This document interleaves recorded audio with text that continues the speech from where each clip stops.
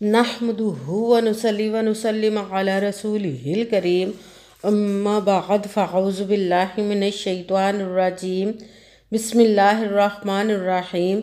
मेरे मुअज़्ज़ज़ सामाईन इकराम, अस्सलामु अलैकुम व रहमतुल्लाहि व बरकातुहू। मैं अपने रब कायनात से ये दुआ करती हूँ कि मेरे जितने भी सुनने वाले हैं, रब कायनात सबको सेहतमंद, तंदुरुस्त और लंबी ज़िंदगियाँ अता फ़रमाए। हम सब की हर मुश्किलों, परेशानियों, तंगदस्तियों में मेरा रब कायनात हमारी मदद अता फ़रमाए। हमें ज़हनी, रूहानी, जिस्मानी अज़ियत और तकलीफ़ और बीमारियों से निजात अता फ़रमाए। हमें ज़हनी और रूहानी सुकून अता फ़रमाए। हमें बीमार दुनिया से बचाकर बीमार मदीना बनाए। और जो हम सब के हक़ों में बेहतर है, मेरा रब कायनात हमारे लिए वो अता फ़रमाए। और जो हमारे हक़ों में बेहतर नहीं, उसका ख्याल भी हम सब के दिलों से निकाल दे और हम सब को अपनी रज़ा पर राज़ी रहने वाला बना दे। आमीन सुमा आमीन। माशाल्लाह से आज रबीउल सानी के पीर के दिन जो मैं आप लोगों के लिए वजीफ़ा लेकर आई हूँ, अल्लाह पाक की लाडली सूरत है जिसको आपने सिर्फ 3 बार पढ़ना, जिसको दौलत का पावरफुल मुजर्रब वजीफ़ा कहा जाता है। पीर के दिन का ये लाडला वजीफ़ा है। आज के दिन आप इस वजीफ़े को जिस घर में भी पढ़ा जाता है, उस घर का बच्चा बच्चा अमीर हो जाता है।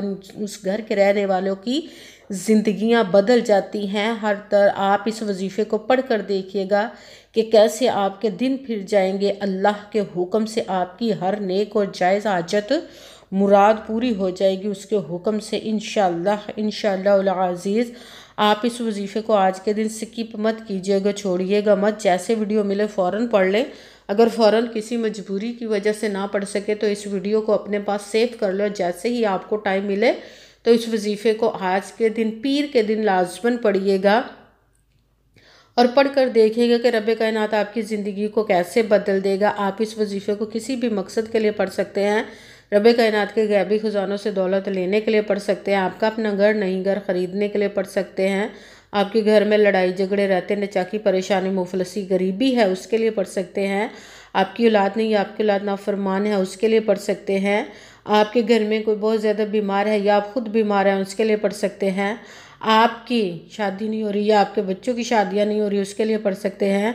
आपके पास अच्छी जॉब नहीं, जॉब लेने के लिए पढ़ सकते हैं। आपके ऊपर इतना कर्ज है कि उतरने का सबब नहीं बन रहा, या आपने अपनी कीमती चीज़ या पैसे किसी को दिए वापस नहीं कर रहे, उसके लिए पढ़ सकते हैं। आपका अच्छा भला कारोबार चलता हुआ अचानक से बंद हो गया, उसके लिए पढ़ सकते हैं। आपके घर में, आपकी ज़िंदगी में सुकून नहीं, आपके कारोबार में, दौलत में, रिज़्क में बरकत नहीं, उसके लिए पढ़ सकते हैं।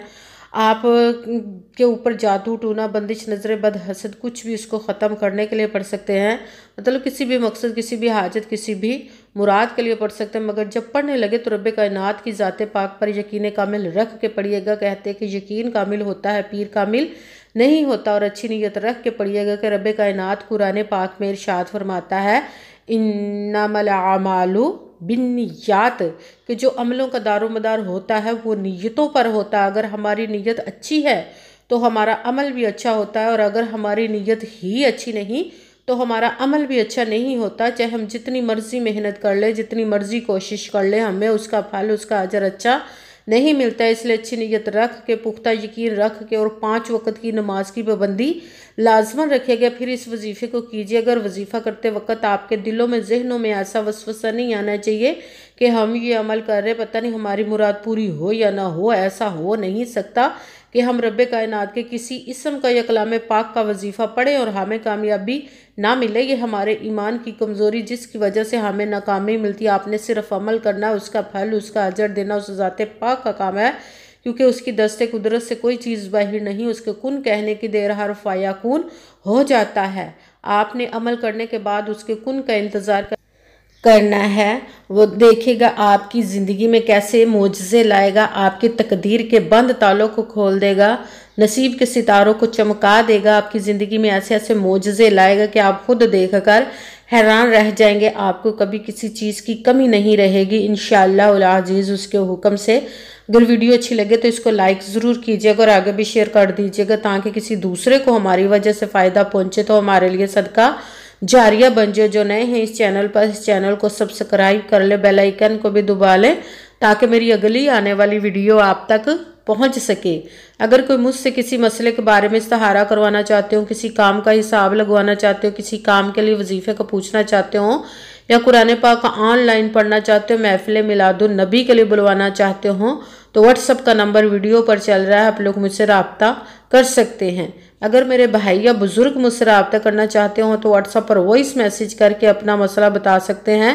اگر بہنیں یا مائیں مجھ سے رابطہ کرنا چاہتی ہوں تو واٹس ایپ پر وائس کال کر کے مجھ سے بات کر سکتی ہیں، اپنا مسئلہ بتا سکتی ہیں۔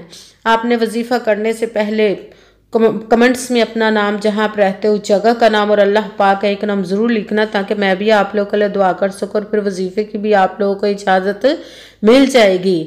آپ نے وظیفہ کرنے سے پہلے پوری ویڈیو کو دھیان کے ساتھ سن کے سمجھ کے پھر وظیفے کو کرنا۔ ایسا نہ ہو کہ ویڈیو کو سکپ کر کے چھوڑ کے سنیں اور پھر کوئی بات رہ جائے اور آپ وظیفہ کریں اور ٹھیک نہ ہو۔ آپ نے نہ تو کسی عمل میں کم کر کے پڑھنا، نہ زیادہ بڑھا کر پڑھنا ہے۔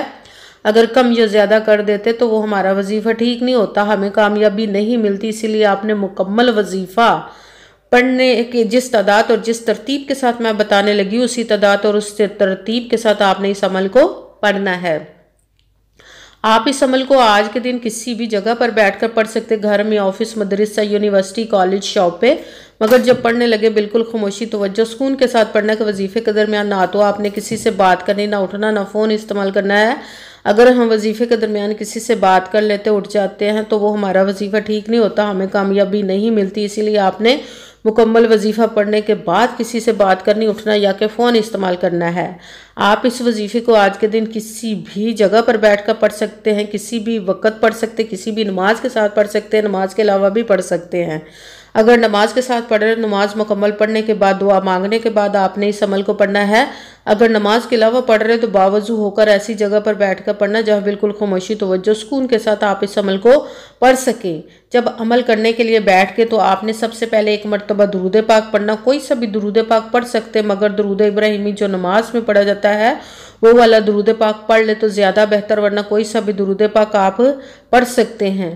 درود پاک پڑھنے کے بعد آپ نے ایک مرتبہ اعوذ باللہ من الشیطان الرجیم بسم اللہ الرحمن الرحیم پڑھ کر اپنے مقصد کی نیت کر لینی، جس مقصد، جس حاجت کے لیے آپ اس عمل کو پڑھنے لگے ہیں۔ جب آپ نے نیت بھی کر لی تو بیٹھ گئے، تو پھر آپ نے سب سے پہلے نمبر پر جو وظیفہ پڑھنا ہے وہ ہے یا ربنا، یا ربنا، یا ربنا، یا ربنا، یا ربنا، یا ربنا۔ اس کو آپ نے 12 مرتبہ 12 ٹائم پڑھنا، بھی ساتھ ہی دوسرے نمبر پر جو وظیفہ پڑھنا ہے وہ قرآن پاک کی سب سے چھوٹی لاڈلی ضدی، جس کو دولت کا پاورفل مجرب وظیفہ مانا جاتا ہے، اللہ پاک کی لاڈلی سورہ کوثر کا عمل پڑھنا۔ بسم اللہ الرحمن الرحیم انا اعطیناک الکوثر فصلی لربک وانحر ان شانئک هو الابتر۔ بسم اللہ الرحمن الرحیم انا اعطیناک الکوثر فصلی لربک وانحر ان شانئک هو الابتر۔